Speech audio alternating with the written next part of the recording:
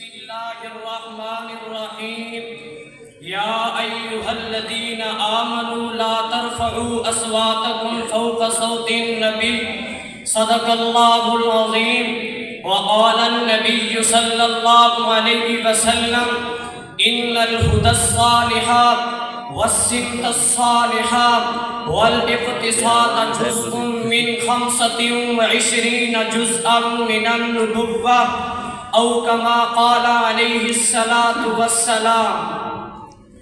گہرا بہت ہے رشتہ ادب اور نصیب کا، گہرا بہت ہے رشتہ ادب اور نصیب کا، جس طرح بھوک پر ہے حق غریب کا۔ معزز اساتذہ کرام اور جامعہ قادریہ حنفیہ کے ہم سفر ساتھیوں، السلام علیکم ورحمۃ اللہ وبرکاتہ۔ آج میں جس موضوع پر لب کشی کرنا چاہتا ہوں وہ با ادب با نصیب کے عنوان سے معنون ہے۔ سامعین محترم، ہماری شریعت نے ہر چیز کے آداب سکھلانے اور آداب بجا لانے پر زور دیا۔ جو آداب بجا لاتا ہے وہ سعادت مند سمجھا جاتا ہے، اور جو آداب نہیں بجا لاتا وہ بد نصیب اور محروم سمجھا جاتا ہے۔ اسی بات کو بتلانے کے لیے یہ محاورہ مشہور ہوا ہے، با ادب با نصیب، بے ادب بے نصیب۔ جن لوگوں نے ادب جیسی خوبصورت خصلت کو اپنایا وہ دنیا میں رنگتے چلے گئے۔ ابن وہب کہا کرتے تھے کہ مجھے جو کچھ ملا وہ امام مالک رحمۃ اللہ علیہ کے ادب کی وجہ سے ملا۔ امام احمد بن حنبل رحمۃ اللہ علیہ ادب کی وجہ سے اپنے استاد کا نام نہیں لیتے تھے بلکہ ان کا ذکر ان کی کنیت سے کرتے تھے۔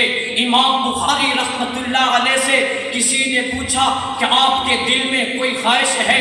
فرمایا کہ میرا دل چاہتا ہے کہ میرے استاد علی بن مدینی رحمۃ اللہ علیہ حیات ہوتے اور میں جا کر ان کی صحبت اختیار کرتا۔ امام ربی رحمۃ اللہ علیہ فرماتے ہیں کہ مجھے اپنے استاد امام شافعی رحمۃ اللہ علیہ کے سامنے کبھی پانی پینے کی جرت نہ ہوتی تھی۔ امام شافعی رحمۃ اللہ علیہ فرماتے ہیں کہ میں ادب کی وجہ سے کتاب کے ورق آہستہ اٹھاتا کہ کہیں میرے استاد کو اس کی آواز نہ سنائی دے۔ میرے دوستو، اسلامی تاریخ اس طرح کے بے شمار واقعات سے بھری پڑی ہے۔ ادب اتنا بڑا عمل ہے کہ اللہ رب العزت نے اپنی کتاب قرآن مقدس کے اندر ایمان والوں کو خطاب کر کے فرمایا یا ایھا الذین آمنوا لا ترفعوا اصواتکم فوق صوت النبی، فرمایا اے ایمان والو میرے نبی کی بے ادبی نہ کرو، کہیں ایسا نہ ہو کہ تم بے ادبی کر بیٹھو اور تمہارے سارے اعمال ختم ہو جائیں اور تمہیں اس بات کا علم ہی نہ ہو۔ شرف انسانیت یہ ہے کہ انسان ادب کے زیور سے آراستہ ہو۔ جس انسان میں ادب کا جوہر نہ ہو وہ انسان نما حیوان ہوا کرتا ہے۔ اسلامی تعلیمات مکمل طور پر ادب ہی کی تعلیم و تلقین کرتی ہیں۔ اس کارخانے کائنات میں جس کسی کو جو نعمتیں ملی ہیں وہ ادب کی وجہ سے ملی ہیں۔ ادب ایک ایسی نعمت ہے جو انسان کو ممتاز بنا دیتی ہے۔ جس طرح ریت کے ذروں میں موتی اپنی چمک اور اہمیت کو نہیں کھوتا، اسی طرح مؤدب شخص انسانوں کے جمع غفیر میں اپنی شناخت کو قائم و دائم رکھتا ہے۔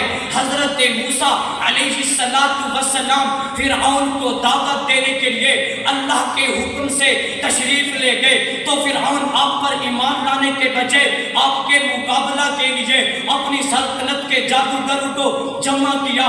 جب مقابلہ کا وقت آیا تو جادوگروں نے کہا اے موسیٰ یا تم اپنا عصا ڈالیں یا ہم اپنی لاٹھیاں اور رسیاں ڈالتے ہیں۔ ان کا یہ کہنا حضرت موسیٰ علیہ السلام کے ادب کے لیے تھا۔ وہ بغیر آپ کی اجازت کے اپنے عمل میں مشغول نہ ہوئے۔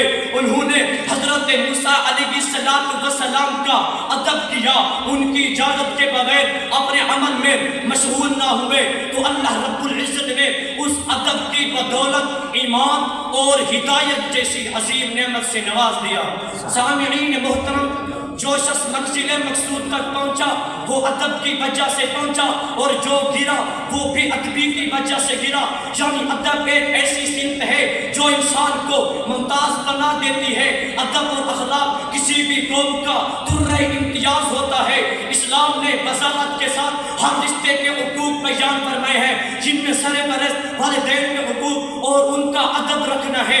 نوجوان نسل معاشرے کے ہر فرد سے پیار کرے، انسانی عزت کی خدمت کو اپنا شعار بنے، بزرگوں، دوستوں، والدین کی خدمت کو اپنا اولین فریضہ سمجھے۔